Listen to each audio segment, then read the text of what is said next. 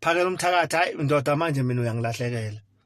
Uthi abantu bafuna ukuthi mabezonda upresident nawo umzonde and upresident is a nice person. Phela lento lena ayikho personal angazi ukuthi sikushintsha kuphi lapho ku. Indaba ela ama-foreign afuze ahambe la ezweni njengoba abekho abanamaphepha kwasha kwacima. Indaba yenzondo ingenaphi ukuthi abantu bacabanga ngendaba yenzondo ngoba abantu baze bagcine mhlawumbe ubona bangamfuni upresident hayi ukuthi bayamzonda abafuni izenzo zakhe zokugcwalisa ama-foreigner la yanganamaphepha. Manje wena indaba yenzondo hey upresident is a nice person phela kahle lana ndoda mina hayi kahle phakela mthakathi. Phela mina ngizakwazi ukuthi angazi nizwa kathi angazi ukuthi abanye bakuzwa kanjani but kunentonyana la kuwe manje since uhlangana nopresident ukhuluma into epersonal and lento oyilwelayo nawe yabona ayikho personal. Wesiyamyeza futhi siyamyeza ngiphinde futhi ngithi nawe Max Makhanya kunento ofanele nivume nivume ukuthi uhulumeni obusayo uyakwazi ukuhlakaza into ebizosiza isizwe. Kufanele nazi kusukela namhlanje myeza ukuthi uhulumeni uyakwazi ukudestroya into ebizolekelela isizwe. Uyabona nje ukuhlangana kapresident nobaba uNdabandaba noNgizwe Mchunu lezo izistrategy ezazisetshenziswa kudala ngekhathi zobandlululo uma ufuna ukuhlakaza into ezosiza umphakathi.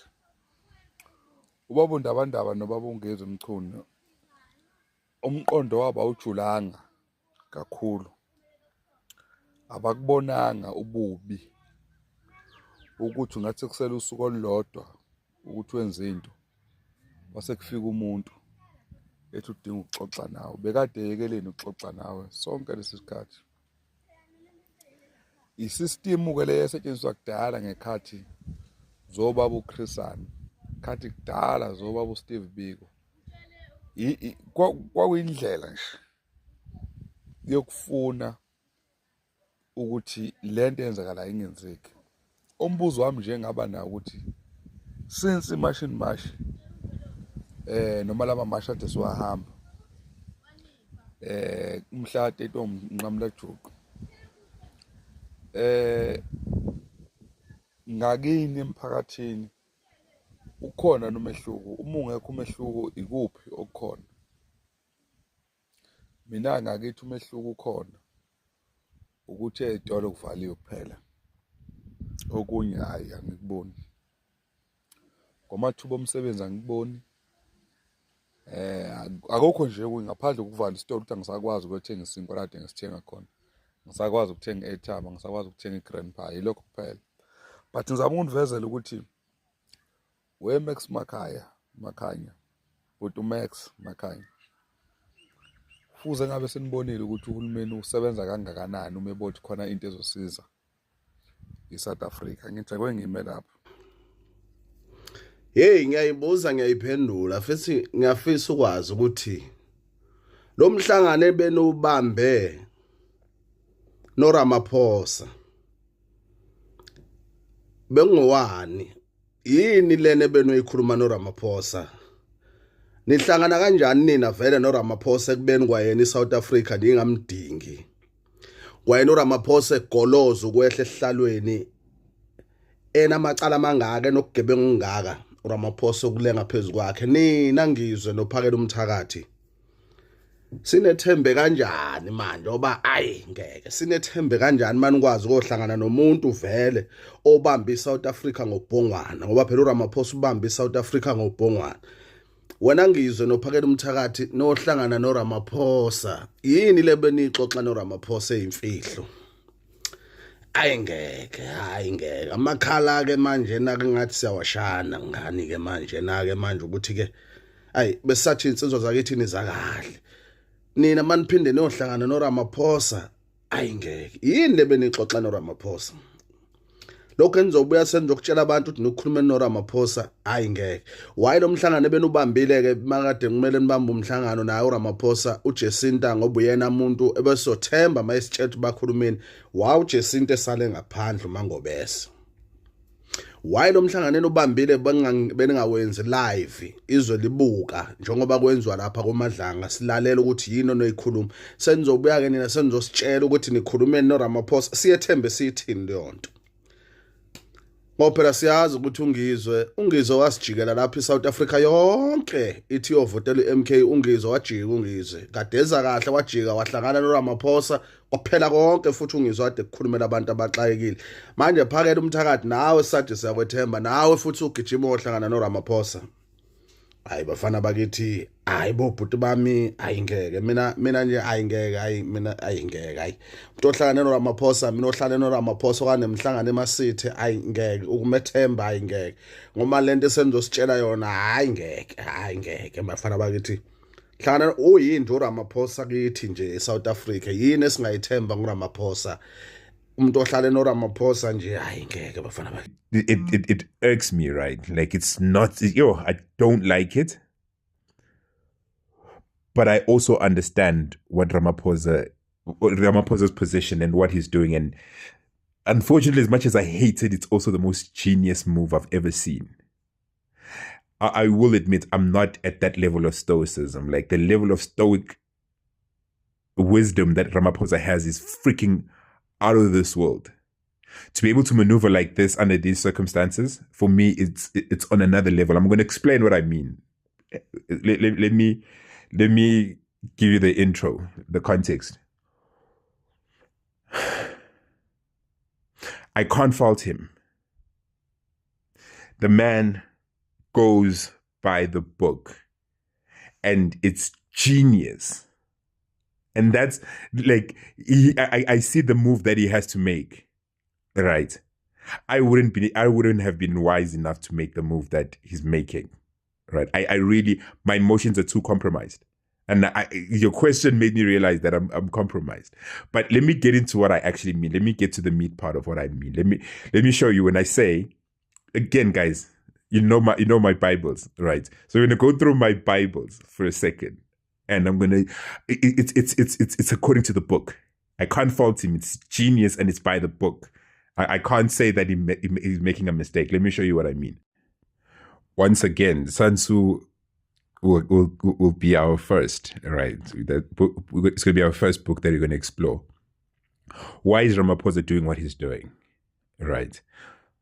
Again, according to the rules and the book, it says, the supreme art of war is to subdue the enemy without fighting. And this is attributed to Sun Tzu's book, The Art of War. It says, this isn't about brute force.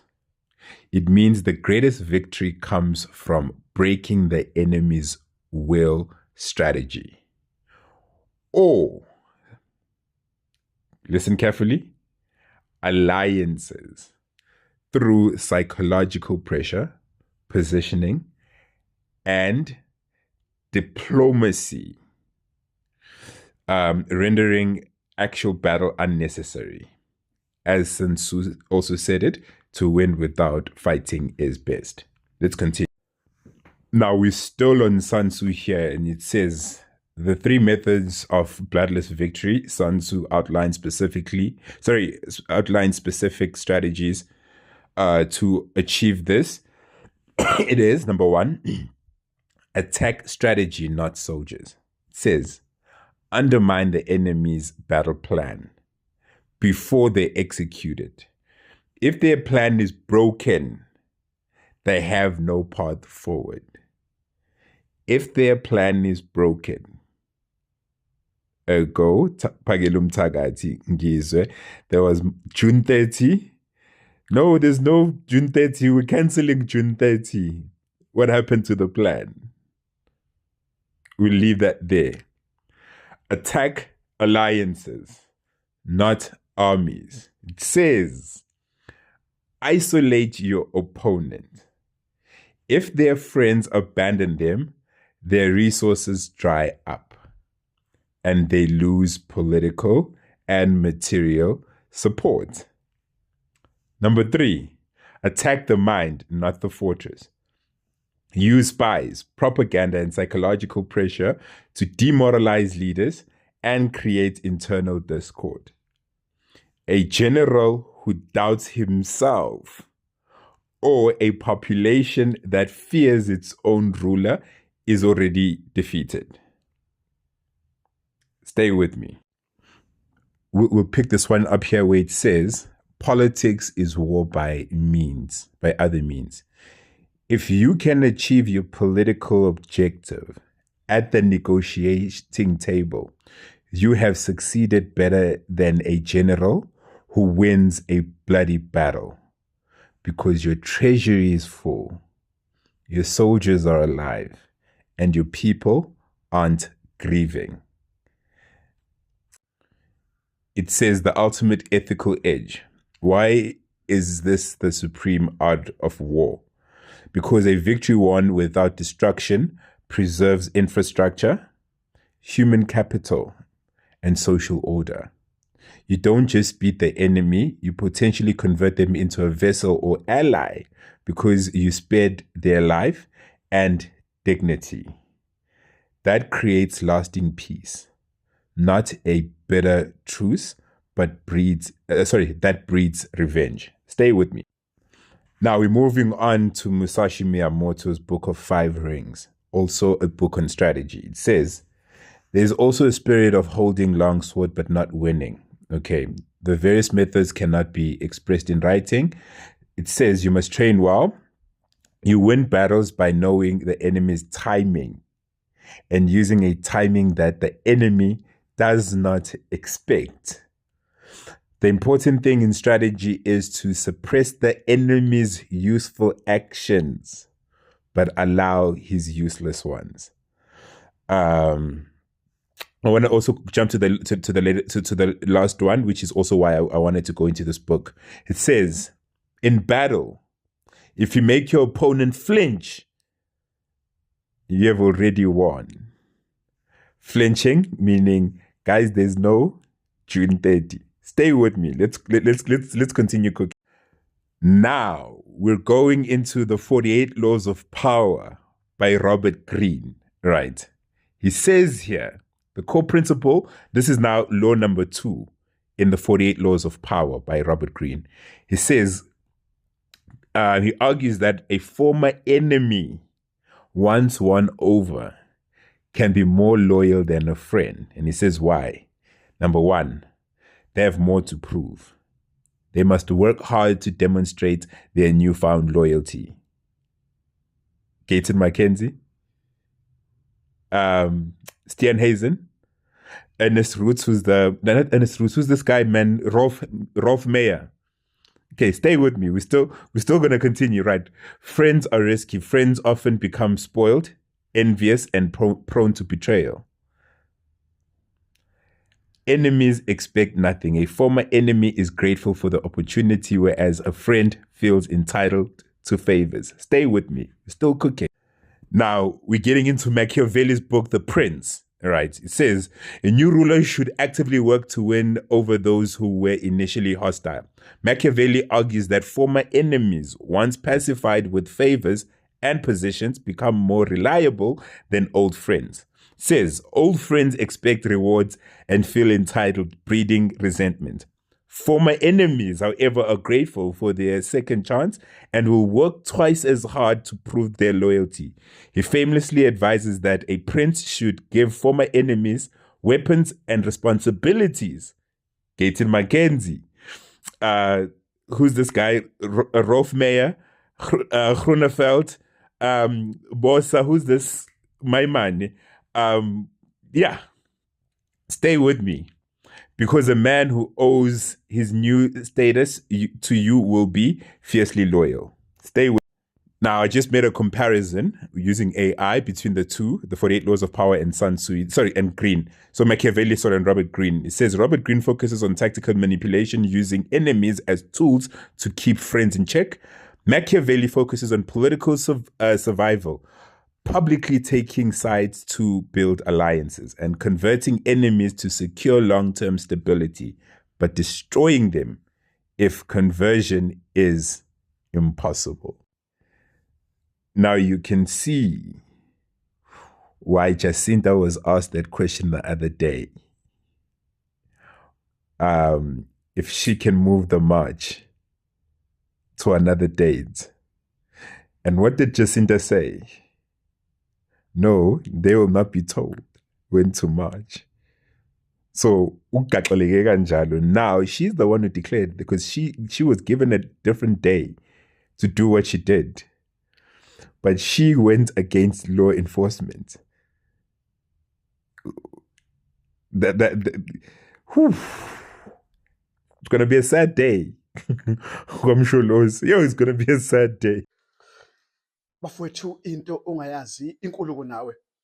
Ngithi ake ngibuye wey'ngane zakwethu ngale ndaba yokuthi kubonane emhlangano ube phakathi kaMnumzane uCyril Ramaphosa kanye noNgizwe kanye noPhakela Umthakathi, ngoba abathanda iy'ndaba noma abasapoti abaningi abasapota ipolitiki noma abasapoti bepolitiki, amaxoki abasapoti bepolitiki, amaphixiphixa, yiwo kanye ebese ngene athi shi ayithatha indaba ayiphosta ayibeka ngendlela yawo embi erong.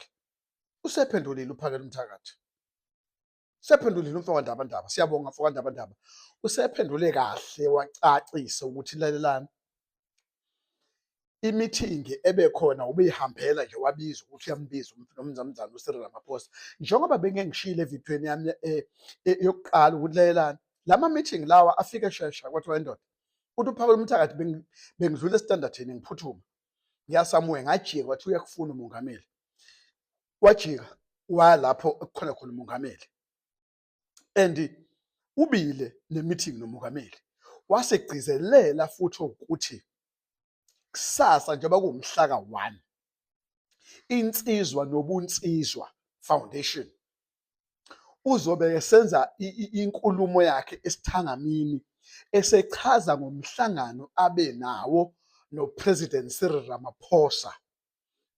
Wagcizelela futhi ukuthi yena umele abantu, yena uzochaza ngawo umhlangano, futhi yena umele abantu, futhi yena ngeke azathengwe ngemali.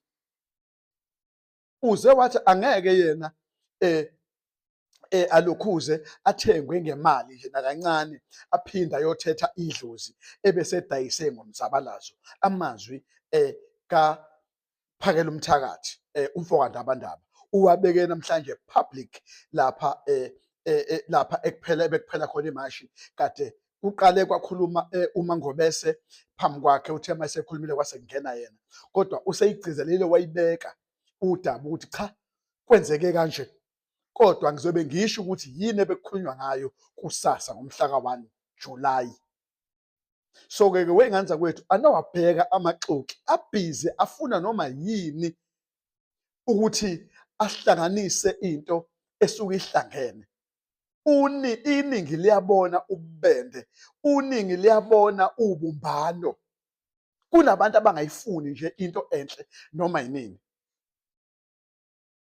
Ingakhohlwa-ke ngane zakwethu, sihleze thina siyabuka, siyawabona ama-manipulators, siyababona amaxoki, siyababona abaxabanisi, siyababona futhi abathandi bokubi, siyababona.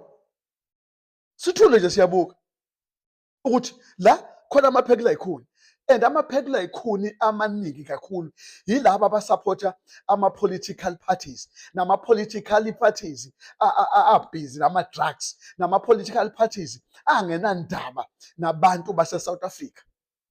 Into abayaziyo nje ukunkewuza, benkewuze bevula imlomo, beyinwebe besho zonke izinto ebese be-exposa izinto ey'khulunywa ngazo ku-social media. Nani-ke bafowethu-ke nina-ke ama-leader emashi and mashi,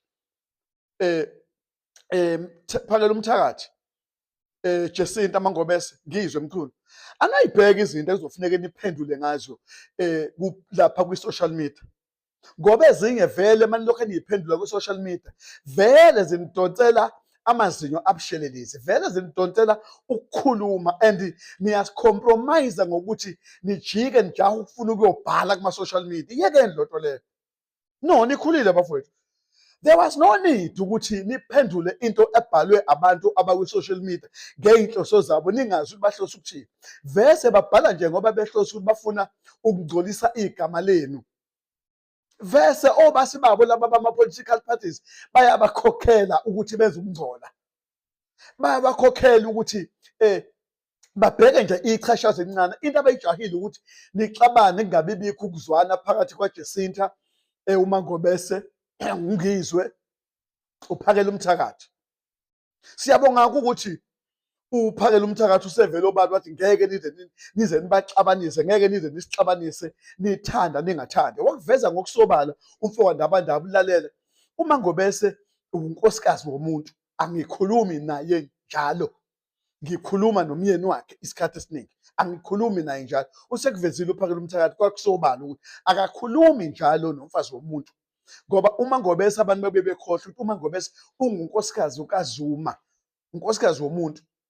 Siyabonga phakela umthakathi ukuthi-ke uyiveze uyinabise lento ukuthi iqiniso nathi udaba ngoba basizakele manje bavula imilomo la kuma-social media basho yonke into abayithandayo. And kubi ngoba kube ney'nkulumo la eniphendule khona, uphendulile uMangobese akuphendulile, of which I don't think bekufuneka akuphendule. And then wabhala nophakela umthakathi. Musana ukubhala ey'ntweni ey'bhalwa kuma-adverts noma kuma-article abhalwe vese imihlangano yabantu eningawazi yapha nama-leaders. Ubhala loo nto leyo and then usudala lento ukuthi ibhebhetheke kakhulu. Ibukeni into ebhalwayo unithule nithi du. Ebese-ke seningavela-ke public. Excuse me. Ebese ngasitshela ukuthi nanti udaba kwenzeka kanje kanje kanje. Yabo. Ngoba sebelokho manje bebhala lezi iy'nkulumo lezi ukuphendula kaMangobese ukuthi uMangobese ubekade engazi ngomhlangano ozoba khona and baphendule futhi okubhalwe uphakela umthakathi musana ukujaha niyobhala. Lalela nje nibuke ukuthi ubani uthini ebese-ke ngiyothi mase ningena-ke bese nikhuluma. Njengoba seshilo kuphakela umthakathi kusasa uzobephendula kusasa ukuthi umhlangano ubungani, wathembisa futhi ukuthi umele thina siyi-South Africa. Umele thina siyi-South Africa. Thina sithemba uphakela umthakathi. Uthembisa ukuthi ngeke asasidayise. Okugcina wasena ufuyile unemfuyo yakhe. Ngeke asadayisa umzabalazo. Kodwa makuthiwa umongameli uyambiza ngoba efoneliwe wathi uyakubiza umongameli wajike ephuthuma walapha. Then kwenzekile. So senifuna ukuyeza yonke lento mina ibe yimbiki ibukeke kabi. Seniyabhala ungizwe lo phakathi umthakathi babhitha uMangobese. That's stop it. Stop that nonsense. Ayikho lento le mina ibhala. Ngithanda ukukhuluma. Angithanda ukukhuluma. Uzothi ungizwe mayesenithuka bese niyakhala. Bese niyakhala ngoba niyakuthanda ukukhuluma. Nifuna ukubhala yonke into. Kodwa manje kusizwa nini ukuthi iSouth Africa yenu ibe right kodwa nizenze ngathi ukuthi ni right ningekho right. Stop it. Stop this nonsense. Manini manje, manini. Thina sifuna amadrama, sifuna thina into iqonde bafowethu ephambili. Stop it. Idrama sifuni. Stop it. Sifuna into enokuthula, sifuna yonke into ehloniphekile. This is why we have peaceful march.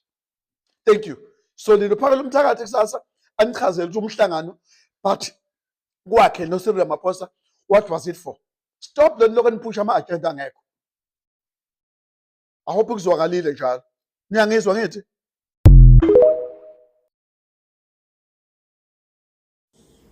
Yabona nje Nkosi yami angiyizwa kahle lento, angiyi-understand. Uyabona bafowethu thina ave singenakho ukuthula thina abantu abamnyama. Asifuni futhi into enhle. Asifuni into enhle thina abantu abamnyama. Angazi kwakwenze njani. Ngasho kodwa ngathi kuyobe sekufika lesi sikhathi khona amapheki la ikhuna yobe sengenile. Phakathi kwalama leaders uNkulunkulu asivusele wona.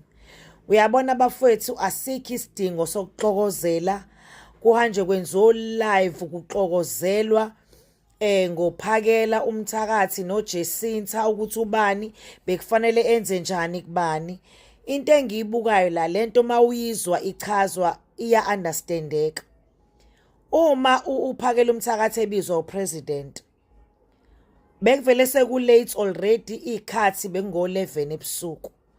uma ethi uyabadinga ebafonela ebezosuka nini uJacinta eThekwini aye eGoli bafowethu Nkosi yami yabo la sithi siyaphambili khona senivele navuma ke kwangena unyawo lwemfene ke manje let us stop ukukhuluma kabi ngomphakela umthakathi thina ke siyakuthanda singabantu abamnyama ukudla amandla omuntu that's why abanye abantu bengaphumeleli ngoba bahlezi bezogxeka bedla amandla omuntu kodwa bona banayo into abayenzile abayenzayo enhle they are very good criticizing into mayiqala akekho umuntu ongenalo iphutha ongathi mayicabanga anganaka ukuthi angicabanganga ukuthi kuzokwenzeka kanje sengazi ukuthi manje nena nisengo 100% niphile ezulwini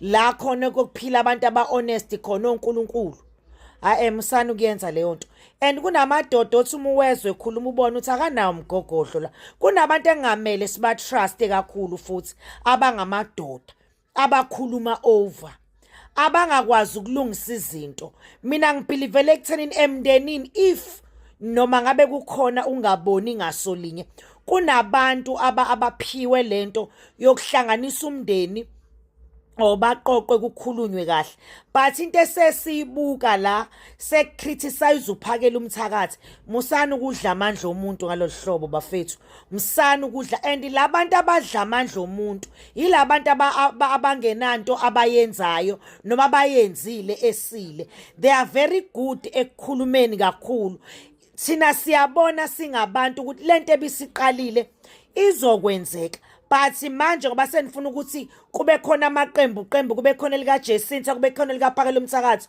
ni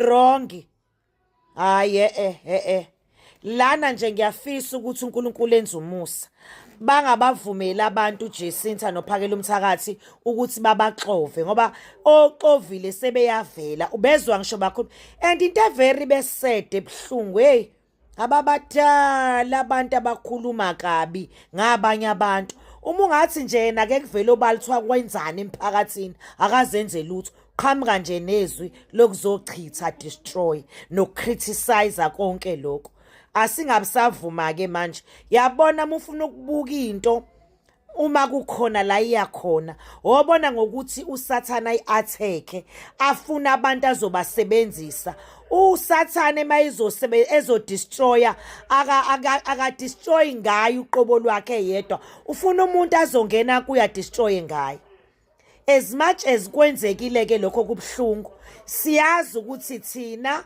or nabanye and okokuqala basangama leaders asakhula labantu asebesilida njengamanje they are not matured enough kwizinto ze-politician yabona manje lento ade yenziwa uBaba uRama ubevele ezoshayelela isipikili sokuthi vele ke manje ngidlala ichess ukuthi kube ngathi khona into engihlanganisayo noPhakela umthakathi ibingekho bafowethu ipolitiki indala kunabantu nje abagabe ngomlomo kodwa abana wisdom abana knowledge abana nothing they are very good at criticizing ipolitiki le mangaba niboni kudlalwa ichess manje la ubaba wethu bevele efuna kube ngathi khona into ayihlanganisile angeke asebenze kangaka uPhakela umthakathi bese egcineni eseyasilahla ngiyafisa futhi ukuthi bahlale phansi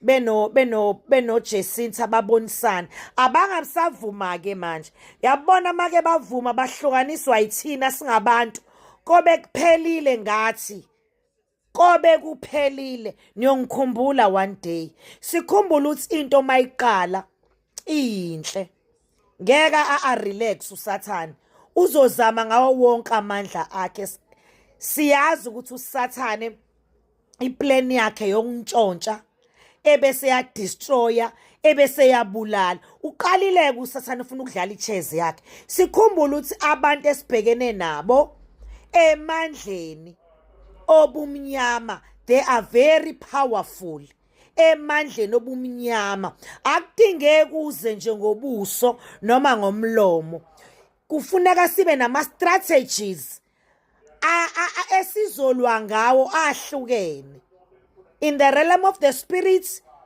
nakephi na-underground enyameni. Asingayithathi kancane lento bantu bakithi. Yabona nje baseqala-ke manje kukhona okhulumile abayihlakazayo lento. Oh, sebefuna ukuyiqeda. Sekusetshenzwe kangaka. Asingadla amandla kaPhakela uMthakathi. Asingadla amandla kaJesinta. Asingadla amandla kaNgizwe. Basebenzile. If it was you, yini obungayicabanga uyenze ngoba kuhlukile nokuthi labantu banikele ngeimpilo zabo ukuthi bame bathi impo.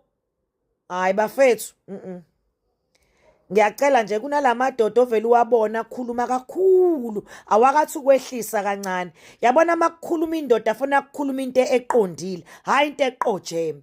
Akungakhuluma indoda ikhuluma into eqojeme engathi umuntu wesifazane. Abantu besifazane abakhuluma isinomi kanjani? Amadoda afuna ukukhuluma into etempo emile eyisi izwe lethu phambili. Hayi amandla awethu, amandla awethu, asiyeni phambili singabisahlehlele emuva.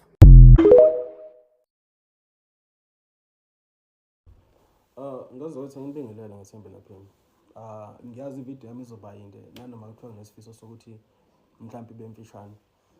Kunevideo izole ngiyenzile mayelana nendaba kaBaba uPhakela uMthakathi mayelana nemeeting ababe nayo izolo, right? No president. Nekhandeke uqhakeko oluningi ngokwembono kubantu, right? Ngithi le video ngiyenze because mina ngiyakholelwa ekuthenini yonke into engisuke ngiyikhuluma angiveli ngibuka situation and then see the necessity for me to come here and make a video without considering ezinye zezinto, right? Inkulumo engizoyisho namhlanje ngizoyibheka nakusasa, yabo.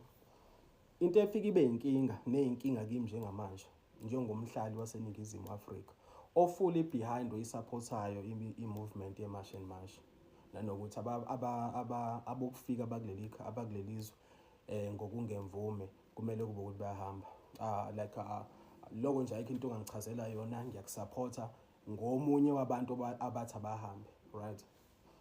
Angeke sikubalekele ukuthi i-March and March, mina ngikhuluma ngami personally la, i-March and March ngiyazi ngoJacinta, right?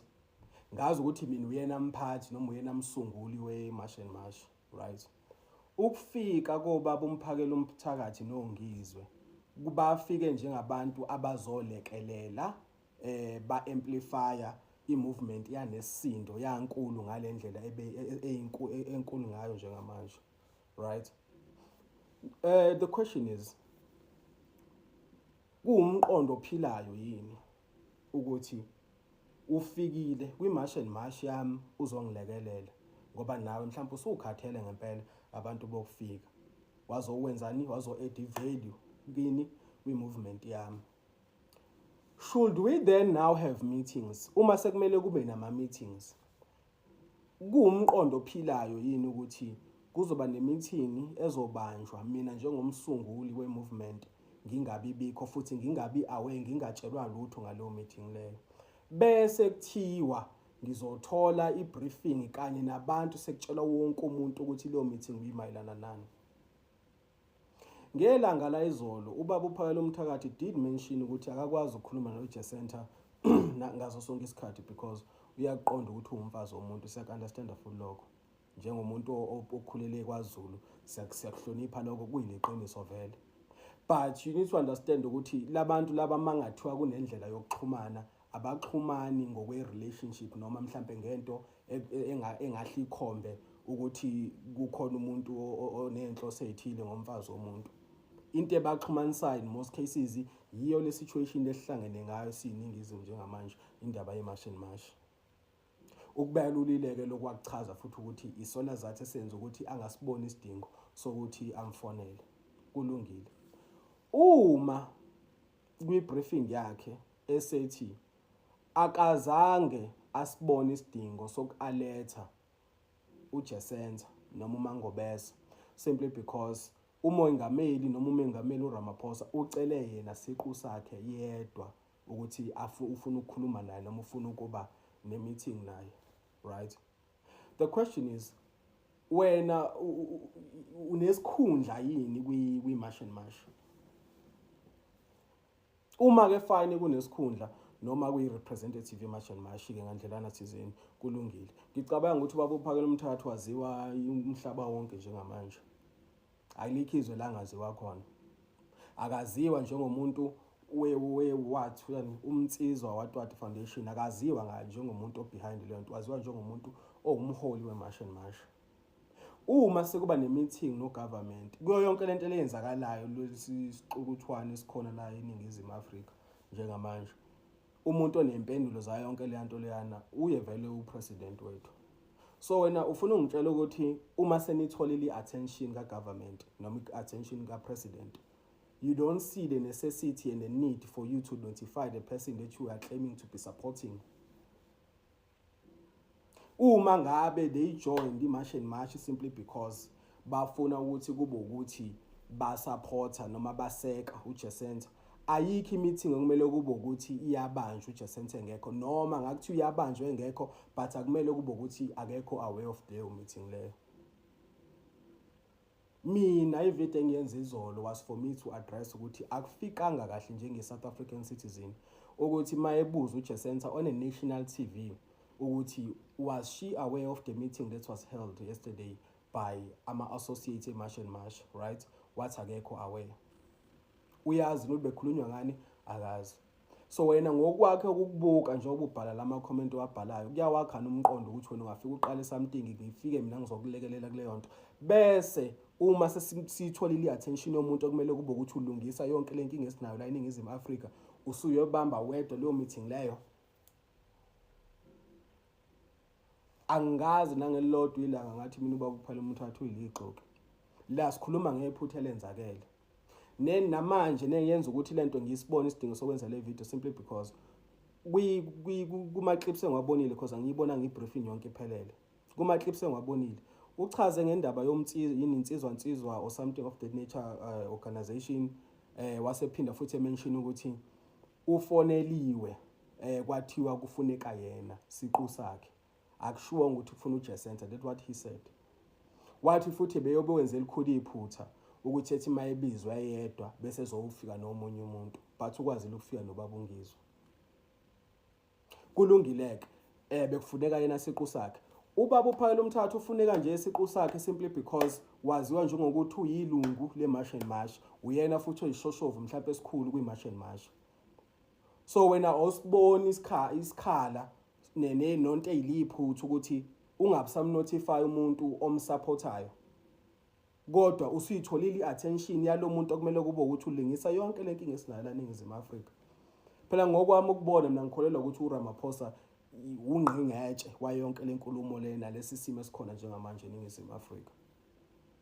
So uma senitholile i-attention kaMengameli nahamba neyohlala phansi noMengameli, the person that felt the necessity to start this movement ye-March and March, nasibona isidingo sokuthi nemeseke, you guys see no need for you ukuthi nimalethe. Fine ke noma kube isigubhukani i-meeting, just ukusho nje ukuthi hayi Mazuma mangobese kunesimo esikanje njengamanje sisendleleni elibangise kuRamaphosa, asikakazi ukuthi i-meeting imalena nani, kodwa sizoku-update dadwethu masibuya noma sizokutshela nje leyo nto leyo ukuthi kube khona leyo communication, because ibe yilihlazo mangabe ke futhi awuliboneke ihlazo kulungile, kodwa ibe yilihlazo lento ukuthi bengabaholi be-March and March noma baziwa njengabaholi be-March and March, bese kuzoba khona i-information athi omunye mayebuzwa ngayo kube ukuthi akekho awe ngayo. Into esingenza ke mina njengamanje futhi ngisibone isidingo sokwenza le video ilento yokuthi lapha kwi-story sikababa uPhakela Mthakathi thombe screenshot sika angazi ufikile embalulana lapho khona eveze khona uJacinta nomyeni wakhe bene meeting nalomuntu bebenabethi they did have meeting uPhakela Mthakathi engekho. Why sekuyinkinga uma uPhakela Mthakathi eba ne meeting engekho uJacinta? The question is kanti kabani organization, i-movement ile kanti kabani, yini ezophoqa ukuthi yini ezophoqa ukuthi uphakele umthakathi abe khona kuma meetings uma kudingeka abasunguli beMarch and March, yini ephoqayo? But ku wrong ukuthi umuntu oyisupporter yaleyo movement ukuthi akwazi ukubamba ama meeting on behalf of leyo movement, but umsunguli waleyo movement angabi aware noma angabi alert. This doesn't have to do with ukuthi ubaba uphela umthatha ngimthembi. I'm one person, uma ngabe ama video ami yawazi, I'm one person who was always advocating for him. Lapho mani misunderstanding, mina benza ama video nginqondisa ukuthi bekwenzakalani la noma bezama ukuthini la. Naye uzwasibona isidingo sokureposta some of the videos that I did. Athi uma ngabe abafana noma insizwa becabanga njengami, ngabe umsebenzi wakho ubalula kakhulu. So uma sekukhona la ngibona khona ukuthi kunephutha khona, angikwazi phela ukuthi ngivele ngithule ngoba ngithi ubaba uphela umthathu ngiyamathemba. Uma kube khona iphutha bekhona, kumele sikwazi ukumsola naye ukuthi ayibhuti or baba ube nephutha la. Uyabona? Lento nje bafowethu ilele lapho. Uyabona nje kwaleli iphutha lenzile lokuthi apost screenshot sokuthi kunama meeting abanjwe ngekho. Yini kuyinkinga? Wazofaka ingoma yamthandeni ethi siphilela ukunakana naye. Ingoma efake lapha nithi niphilela ukunakana nami. Ayikho into eyimfihlo ekhulunywe phakathi kwami nomongameli. Abanye ke omunye nje izolo ngifonelile wathi ayiphakela sengiphoxeke kabi umuntu omkhulu. Wathi sengiphoxeke kabi manje kuthiwa wena usunikezwe imali upresident. Usho umuntu okade engekho. Uthi nginikezwe imali, nginikezwe upresident. Ngangena ngigqoka amashoba kupresident, ngimbathe nalo ibhayi. Ngigqoka ubrand o rust namashoba ngiqimbile. Ngangena ngahlangana naye ngigqoke kanjalo, ngaphuma ngigqoke kanjalo, ngangena nongizwe nomholi lona esasamba naye nongubani. Sangena sigqoke kanjalo, saphuma sigqoke kanjalo, akekho umuntu owaphuma nemali lapha. Abantu abayeke ukuqagela izinto okokuqala. Okwesibili abantu abayeke ukuthi mabezonda ubaba uRamaphosa upresident bese befuna sonke simzonda. Mina ngizondana. Kodwa engakutshela upresident, ngamtshela upresident wazi wangibuza ukuthi ngafundaphi. Ngoba ngamela ubudoda lapha na mina. Ngamtshela upresident okokuqala wayezocela upresident ephakamisa isiphakamiso sokuthi singakwazi ukuyihlehlisa lento ingabi ngomhla ka-30. Ngamphendula upresident kathi ngeke kusenzeka president. Ngoba okokuqala ukuzohlangana nawe bekungahleliwe kungcono ngoba kade sayiqala lento siqale simemeza ukube kwenzeka kwasheshe kwahlehla kwasore kwahlaleka ngabe saselula isikhathi. Kodwa ngase ngimqinisekisa ngathi hayi president njoba president efuna sihlehlise akakhululeke umhla ka-30 deadline akusho ukuthi kusebenza kuphelile. Sicela ukuthi azi ukuthi upresident kuzoqhubeka even ngomhla ka-5 kunemarch evele ihleliwe, ngomhla ka-7 kunemarch, ngomhla ka-10 kunemarch, kuyaqhutshekwa ngoba inkinga akayiphelile. Wabonga upresident wacela ukuthi sigcine ukuthula, wakufakazela ukuthi uhlanganile neNgonyama kwasiyamnika isiqiniseko ubezocela leso siqiniseko kuphela. Ayikho into embi esixoxe ngoJacinta. Akuyona iMarch and March ebifuna upresident. Upresident ubefuna uphakela umthakathi. Wabiza uphakela umthakathi. Uma ngabe edinga uMangobese uzolanda uMangobese futhi. Njengoba kade ebize mina ubebize mina. Bakuphoqa kusuka ngo2 emini bengifuna kwaze kwayoshaya u9 ebusuku. Ukube ke babemdinga nayo uMangobese babezomfonela bembize. Akumina engangibize umhlangano bakwethu, yekani ukuthi uMangobese ngamshiyelana. Akumina engangibize umhlangano. Professionally, you can't be invited in a meeting and then wena bese invite abantu bakho. Ingakho mina nizobona kwezami ithombe ngishuthe nomongameli nongizwe. I can't bring even umuntu umfana omncane wami ngihamba naye ngithi akahamba uyishutha nomongameli, because that's how much I respect this. I can't bring anyone. Uyeke ukuthi asimbiza uMangobese. I can't invite even my own child. Yayikhona emotweni ukuthi izoshutha nomongameli, because I didn't even want to sit in that meeting. Umongameli nginyubani mina. Hello Mzansi, welcome to Mgosi Mzansi. If today is your first time visiting this channel, please do the right thing and click the subscribe button. South Africans are not having a meeting. Le phakela umthakathi abe nayo na president. People feel ukuthi ulumene because ever since abe kuleya meeting khuluma indaba yokuthi Ramaphosa he's not a bad person, yena kamzondo Ramaphosa uyamthanda futhi uyamhlonipha, and people are saying ukuthi uyi-flip flop. Uphakela umthakathi nangenza yokuthi umshiyeleni kuJacinth athi nje bana batindo bana batikhulumako lapha eDenguleni toqhumana about their meeting with the Ramaphosa. Do comment your thoughts down in the comment section. Don't forget to hit the notification bell. I'll see you in the next one. I'm signing out. Goodbye.